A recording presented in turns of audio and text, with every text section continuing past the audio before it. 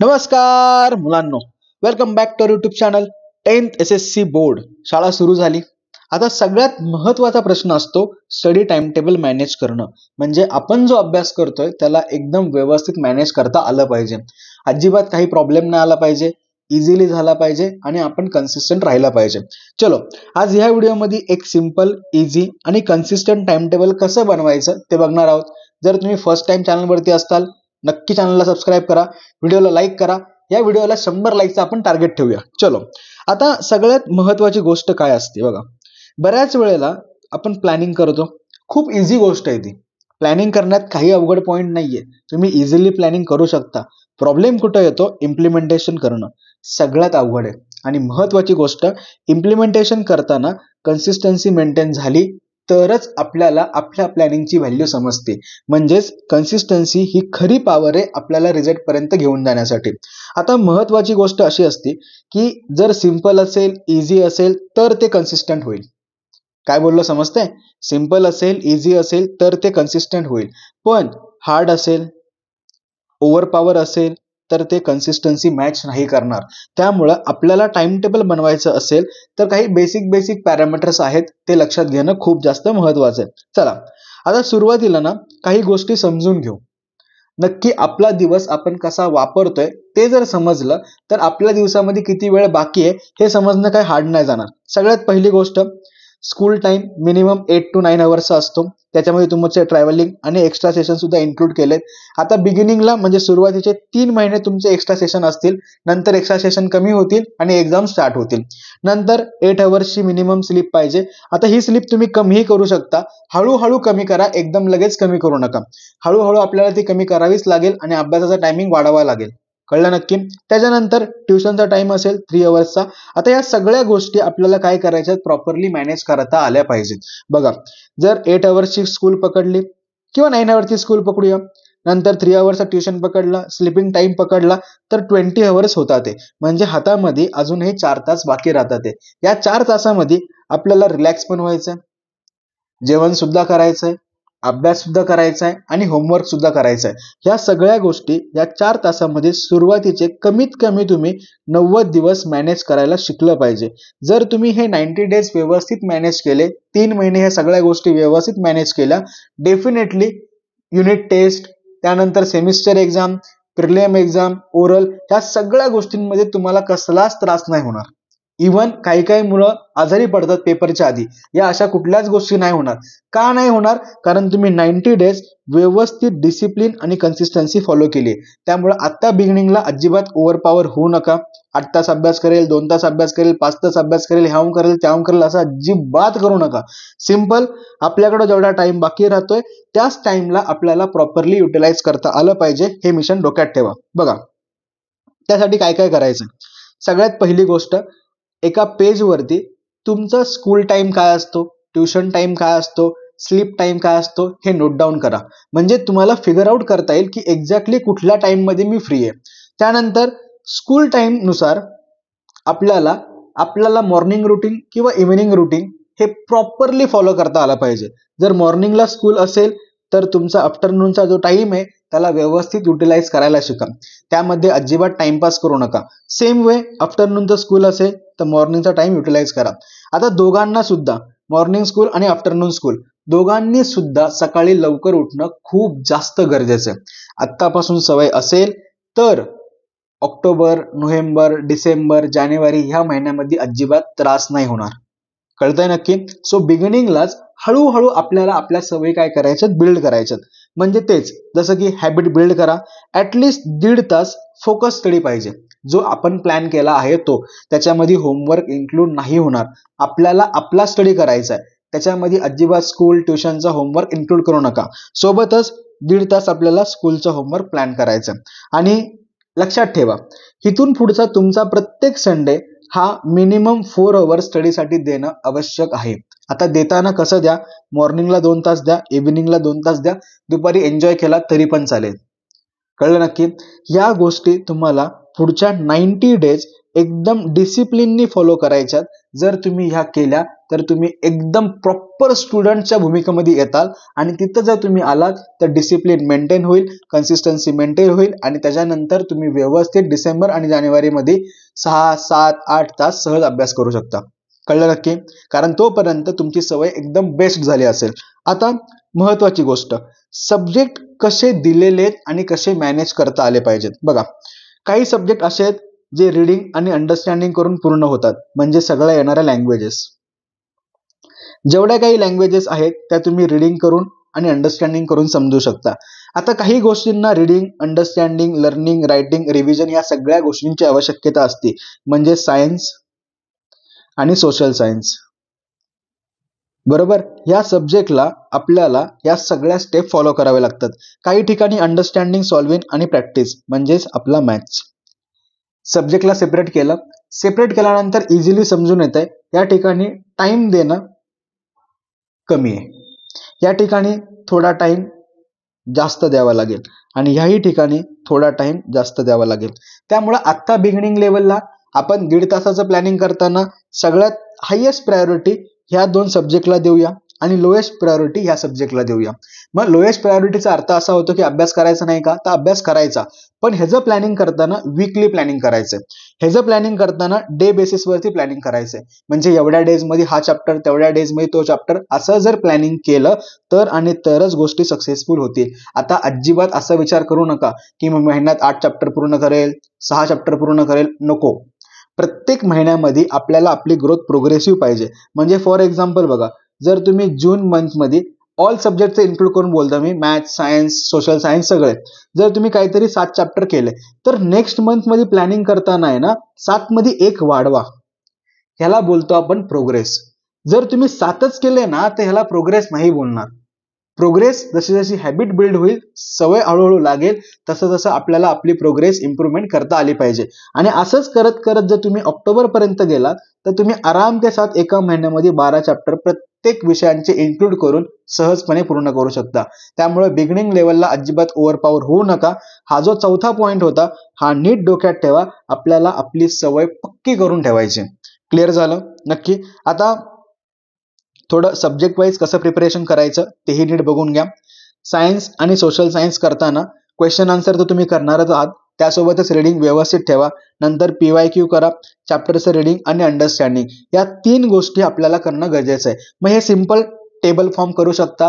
जिथे तुम्ही अभ्यास करता त्या ठिकाणी स्टिक करा, चॅप्टरचा नंबर लिहा, क्वेश्चन आन्सर झाले तर टिक करा, PYQ झाले टिक करा, चॅप्टर रीड झाला असेल टिक करा, 2 वेळा रीड झाला 2 वेळा टिक करा, 3 वेळा झाला 3 वेळा टिक करा, काही प्रॉब्लेम नाही.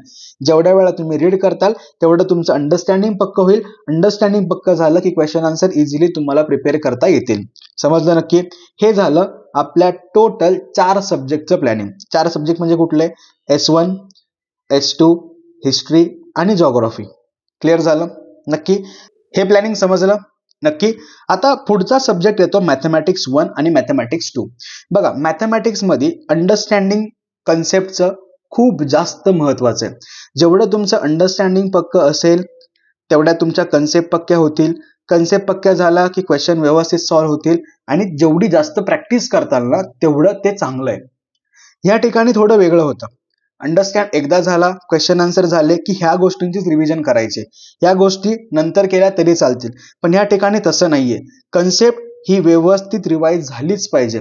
कन्सेप्ट रिवाइज झाल्यानंतरच क्वेश्चन आन्सर सॉल्व्ह करायला घ्यायचे आपल्याला. त्यामुळे डोक्यात ठेवा, सुरुवातीला कन्सेप्ट पक्क्या करा, एक्सरसाइजचे क्वेश्चन्स करा. आता मी M1चं आणि M2चं प्रिपरेशन कसं करायचंय त्याबद्दल व्हिडिओ टाकलेला आहे. व्हिडिओ नीट बघून घेताल. जुलै आणि जून दोनही महिन्यांचं प्लॅनिंग दिलेलं आहे, व्यवस्थित ते फॉलो करा. सोबतच प्रिव्हियस इयरचे क्वेश्चन्स आणि कन्सेप्ट किती झाल्यात, कशा झाल्यात तेही बघायचं आहे. आता मला असं वाटतंय मी लास्ट व्हिडिओमध्ये तुम्हाला ती PDF शेअर सुद्धा केली होती. नसेल व्हिडिओ बघितला तर तो व्हिडिओ बघा. त्याच्यामध्ये प्रत्येक प्रॅक्टिस सेट वाईज कुठल्या कुठल्या कन्सेप्ट आहेत त्याचा पूर्णपणे टेबल केलेला आहे. व्यवस्थित तो टेबल घ्या. प्रत्येक कन्सेप्ट आपली पक्की झाली पाहिजे. क्लिअर झालं? नक्की. आणि या फॉर्म मध्ये काय करा, टेबल प्रिपेअर करा.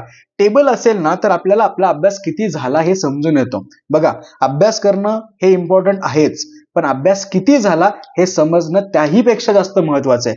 जेवढा अभ्यास झालाय त्याची आपल्याकडे माहिती असणं, इन्फॉर्मेशन असणं गरजेचं आहे. क्लिअर झालं? आता ह्याच्यानंतर येतात लँग्वेजेस. आता लँग्वेजेस मध्ये एवढे सगळे टॉपिक्स आहेत, जसे 9th ला होते सेम 10th ला असतात. Passage, poem, grammar, writing skill, Marathi आणि हिंदीमध्ये स्थूल वाचन असतं.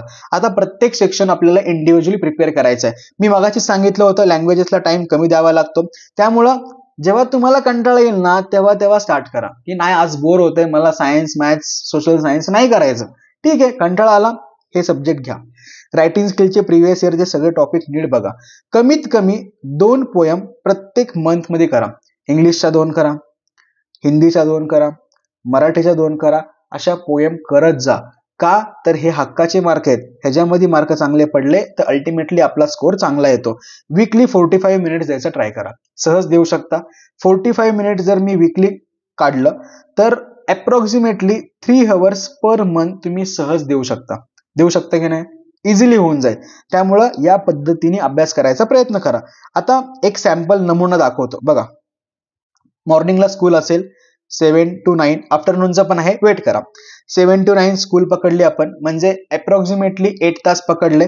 ट्रॅव्हलिंग आणि स्कूल टाइम इन्क्लूड करून, एक्स्ट्रा लेक्चर इन्क्लूड करून सकाळी लवकर उठून आपलं मॉर्निंग रुटीन फॉलो करा. नंतर स्कूल आणि ट्रॅव्हलिंग इन्क्लूड झालं तरी पण मी 30 मिनिट्स एक्स्ट्रा घेतले. स्कूलवरून आल्यानंतर 30 मिनिट्समध्ये रिफ्रेश व्हा. अजिबात टाइमपास करू नका. आता तुम्हाला डिसिप्लिन होणं खूप जास्त महत्वाचं आहे. जेवढं जास्त डिसिप्लिन होताल, टाइमपास कमी करताल, तेवढी हॅबिट बिल्ड होईल. हॅबिट जेवढी बिल्ड होईल तेवढा अफेक्ट आपल्याला स्कोअरमध्ये दिसून येईल आणि आपला स्कोअर व्यवस्थित इम्प्रूव्ह होऊन जाईल. क्लिअर झालं? नक्की.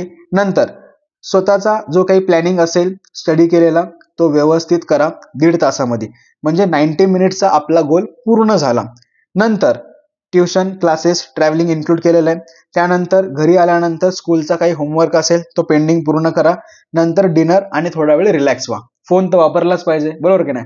सो रिलॅक्स व्हा, काही लोड घेऊ नका. आता मेन गोष्ट काय माहितीये, बरेच जण काय करतात, स्वतःच्या स्टडीला प्रायोरिटी कमी देतात आणि स्कूलच्या होमवर्कला प्रायोरिटी जास्त देतात. चूक. आपल्याला आपल्या स्टडीला प्रायोरिटी जास्त देता आली पाहिजे आणि मग स्कूलच्या होमवर्कला प्रायोरिटी देता आली पाहिजे. त्यामुळं दिवसाची सुरुवात अभ्यासाची करताना डोक्यात ठेवा की आपल्याला आपला स्टडी पहिला पूर्ण करायचा आहे आणि मग स्कूलचा करायचा आहे. का सांगतो बघा. हा तुम्ही 90 मिनिट्स करणार आहात म्हणजे ह्याला टाइम लिमिट आहे. ह्याला अजिबात टाइम लिमिट नाहीये. त्यामुळे ह्याला नंतर करा आणि या गोष्टीला पहिलं करा. क्लिअर झालं? आता स्कूल जर आफ्टरनूनला असेल, इथं चुकून मॉर्निंग झालंय, इथं आफ्टरनून पाहिजे होतं. जर स्कूल मॉर्निंग आणि आफ्टरनून अशा टाइम मध्ये असेल तर कसं करायचं? सकाळी लवकर उठणं तर मॅन्डेटरी आहे. तुम्ही लवकर उठला, दिवसाची सुरुवात तुमची चांगली झाली तर अभ्यास एकदम बेस्ट होईल. बघा, गेटअप आणि मॉर्निंग रुटीन फॉलो करा. 7 to 9 मॉर्निंगला युटिलाइज करता आलं पाहिजे.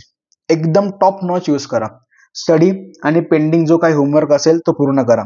त्यानंतर ब्रेकफास्ट, स्कूल प्रिपरेशन करा. स्कूलला जा, स्कूलवरून या, आल्यानंतर 30 मिनिट्समध्ये रिफ्रेश. त्यानंतर ट्युशन, क्लासेस, ट्रॅव्हलिंग सगळं इन्क्लूड झालंय. आल्यानंतर घरी जो काही पेंडिंग असेल तो होमवर्क पूर्ण करा आणि त्यानंतर व्यवस्थित 10:30 पर्यंत तुम्ही चिल होऊ शकता. आता तुम्ही हा टाइम इन्क्रीज केला तरी पण चालेल. जर तुम्हाला वाटत असेल आम्ही गाणी ऐकत ऐकत रायटिंग स्किल मटेरियल पूर्ण करतो, बिंदास करा, काही प्रॉब्लेम नाही. कारण तुम्ही स्कूलचं जे काम करताय त्याला होमवर्क नाही बोलत, ते तुम्ही खरडपट्टीच करता, बरोबर की नाही? मग त्याच्यामुळं त्या गोष्टी चिलमध्ये झाल्या तरी चालतील, पण आपला स्टडी आपल्याला प्रॉपरली एकदम फोकस राहून विदाउट डिस्ट्रॅक्शन करायचं. समजलं?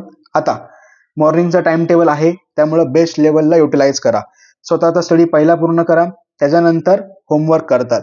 मेन आणि महत्वाची गोष्ट, स्वतःला अभ्यासामध्ये फोकस ठेवा. ट्युशनला जाताय, स्कूलला जाताय, फोकस ठेवा. माहितीये कंटाळा येतो, आळस येतो, सगळं मान्य, पण ऍटलिस्ट 50% अंडरस्टँडिंग करायचा प्रयत्न करा. जो टॉपिक स्कूलमध्ये होईल त्याच टॉपिकला रिवाइज करा, म्हणजे तो टॉपिक कसा होऊन जाईल आपला एकदम बेस्ट होऊन जाईल, जेणेकरून टाइम कमी लागेल. समजलं? नक्की कळलं? हे होते 2 सॅम्पल्स. व्यवस्थित या टाईपमध्ये तुम्ही तुमचं प्लॅनिंग करू शकता आणि हे चिटकून द्या की बाबा मी या टायमिंगला या गोष्टी करणार आहे. म्हणजे काय, समोरून तुम्हाला जर इंडिकेशन मिळालं की मला हे करायचंय तर तुम्ही सहज करता. पण जर तुम्ही मनात ठेवलं नाही मी ह्या टायमिंगला हे कराल ते कराल तर ते नाही होणार. कुठंतरी स्टिक करा. स्टिक केल्यानंतर ते जे नोट केलेलं पेज आहे ते तुम्हाला स्वतःहून सांगेल की बाबा तुला हे करायचंय. कळलं? नक्की. चलो, व्यवस्थित 10ची सुरुवात झालेली आहे तुमची. व्यवस्थित अभ्यास करा. अजिबात टाइम वेस्ट करू नका. स्वतःच्या सवयी चांगल्या ठेवा. तुमच्या 10वीच्या जर्नीला माझ्याकडनं खूप खूप शुभेच्छा. व्यवस्थित अभ्यास करा, तुम्हाला सगळ्यांना चांगले मार्क नक्कीच पडतील. काही डाऊट असेल तर कमेंट सेक्शन मध्ये नक्की विचारा. इंस्टाग्रामच्या पेजला नक्की फॉलो करा. डिस्क्रिप्शन मध्ये त्या पेजची लिंक दिलेली आहे, फॉलो करा. त्यावरती बराच स्टडी रिलेटेड कंटेंट येत असतो, नोट्स येत असतात. 90 सेकंड्स मध्ये बऱ्याचशा कन्सेप्ट तुमच्या क्लिअरच होतील. जे तुम्हाला डाऊट असतील अभ्यासामधले तिथं तुम्ही सहज विचारू शकता. सोबत तुम्ही काही केलेला अभ्यास माझ्यासोबत शेअर करू शकता, जो तुम्हाला चेक करून मी नक्की सांगेल. समजलं? चलो, पेजला फॉलो करा, व्हिडिओला लाईक करा, चॅनलला सबस्क्राईब करा. Bye bye.